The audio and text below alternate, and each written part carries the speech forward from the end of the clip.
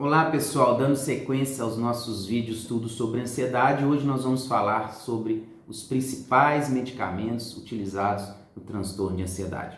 Temos as medidas não medicamentosas, que são inúmeras, eu já passei no vídeo anterior. Quem não assistiu o vídeo da série, o vídeo anterior, corre lá e assiste, que eu passei as 5 dicas não medicamentosas para cuidar da nossa ansiedade. E os medicamentos? Quais são esses medicamentos? Eles são classificados em inibidores seletivos de recaptação de serotonina, inibidores seletivos de recaptação de serotonina e noradrenalina, benzodiazepínicos, que são os ansiolíticos tarjas preta, e os ansiolíticos não benzodiazepínicos, que não são tarja pretas, mas ajudam também no controle da ansiedade. E como a depressão, uma das hipóteses da depressão e também da ansiedade está relacionada com a substância serotonina, que é o nosso neurotransmissor responsável pela nossa felicidade e bem-estar, esses medicamentos foram criados exatamente para isso, para recaptar mais serotonina e deixá-las mais disponíveis na fenda sináptica para poder ser direcionada para o nosso organismo. Basicamente, nós temos os neurônios pré-sinápticos e os neurônios pós-sinápticos. Na ponta de cada um deles existem os receptores. Portanto, como que funciona a ação desses medicamentos?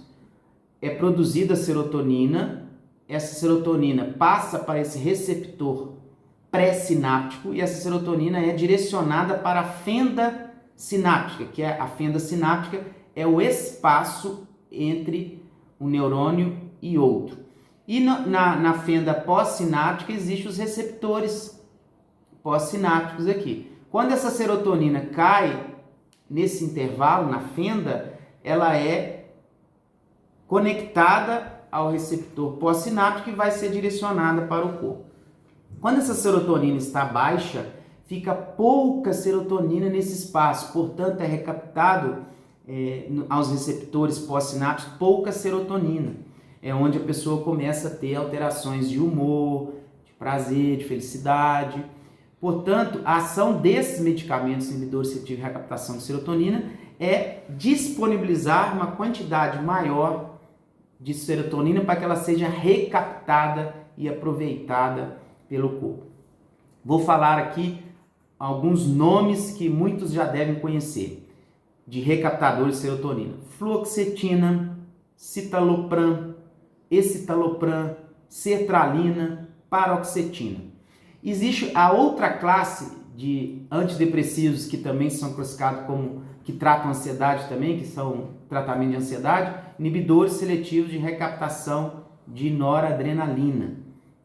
Além deles recaptarem, deles ajudarem a recaptar na fenda sináptica a serotonina, eles recaptam também um outro neurotransmissor que é chamado de noradrenalina. Esses antidepressivos, como são classificados, toda vez que eu falar de depressivos, pessoal, porque o medicamento, tanto os inibidores seletivos de recaptação de serotonina e de serotonina e noradrenalina, eles foram classificados inicialmente como antidepressivos, mas eles, no decorrer do tempo, foi visto que eles tratam a ansiedade também, porque o mecanismo de ação de tratamento da ansiedade e depressão são muito semelhantes, envolve a serotonina. Então, voltando lá, esses recaptadores, eles vão recaptar 2 neurotransmissores, serotonina e noradrenalina. A noradrenalina está responsável pelo nosso ânimo, pela nossa energia, e esses medicamentos são classificados como, em outros nomes também, em outro nome, como duais. Quer dizer, porque eles têm ação dupla. Enquanto o inibidor seletivo de recaptação de serotonina atua só a nível de recaptar serotonina, os duais atuam a nível de recaptar serotonina e noradrenalina. O mecanismo de ação é o mesmo que eu expliquei anteriormente, porém eles recaptam 2 neurotransmissores. Vou dar 2 exemplos deles aqui. A venlafaxina é um inibidor seletivo de recaptação de noradrenalina e a desvenlafaxina também. Outro medicamento utilizado são os benzodiazepínicos, também famosos, conhecidos como tarja preta.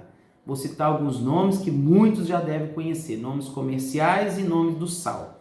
diazepam, Frontal, Rivotril, Lexotan. Então são todos esses medicamentos, eu costumo dizer os TAN, né? O PAN, aí vem o nome do sal. Diazepam, clonazepam, alprazolam, bromazepam e por aí vai. São vários tipos de ansiolíticos.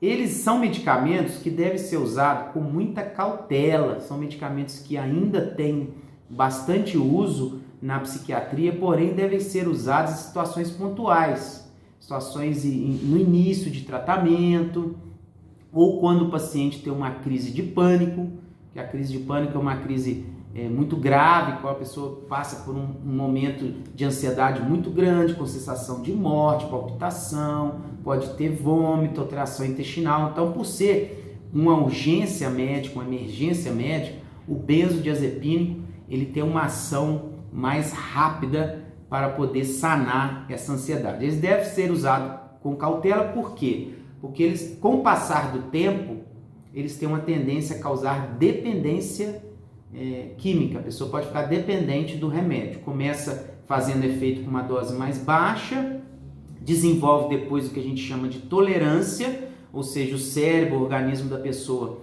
vai se adaptando com aquele medicamento e vai pedindo mais, uma dose mais elevada para fazer o mesmo efeito, e com o passar do tempo a pessoa começa a ficar dependente e, se deixar de tomar, tem sintomas físicos terríveis de abstinência. Um outro medicamento ansiolítico não benzodiazepínico é a buspirona, também no mercado conhecido como Ancitec. Então é um medicamento que dá para usar na ansiedade, durante esse período em que você entra com o inibidor de recaptação de serotonina, dá para se usar essa buspirona para ajudar no tratamento da ansiedade. Importante dizer que tanto os inibidores seletivos de recaptação de serotonina quanto os inibidores seletivos de recaptação de serotonina e noradrenalina têm um tempo de ação que pode levar 2, 4 ou até 6 semanas para fazer um efeito desejado, e também para o paciente se adaptar aos efeitos colaterais. Portanto, sempre no início do tratamento de ansiedade, recomendo a vocês muita paciência, introduzir outras medidas não medicamentosas, como exercício ou outras medidas que eu já passei aqui nos episódios anteriores, para que dê esse tempo ao cérebro a se adaptar com a medicação, a atuar nesses neurotransmissores, nesses neurônios, para poder ter o efeito desejado. Os efeitos colaterais mais comuns dos inibidores seletivos de recaptação de serotonina e também de serotonina e noradrenalina: boca seca, constipação, pode dar um pouquinho de palpitação, cefaleia, náuseas, vômitos, disfunção sexual, muitos deles tiram libido. Então são esses os principais efeitos colaterais dele.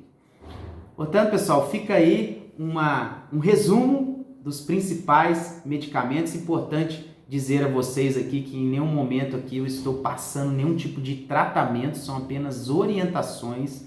Não estou aqui falando para tomar medicamento A ou B, e sim para orientar. E caso você sofra de ansiedade ou conhece alguém que sofre de ansiedade, que está tornando uma pessoa disfuncional, que está prejudicando muito a qualidade de vida dela, e ela já fez todas as medidas não medicamentosas e mesmo assim não resolveu, é hora de procurar um médico psiquiatra sem preconceito e fazer esse tratamento medicamentoso, pois vai melhorar muito a sua qualidade de vida. Forte abraço e até o próximo vídeo.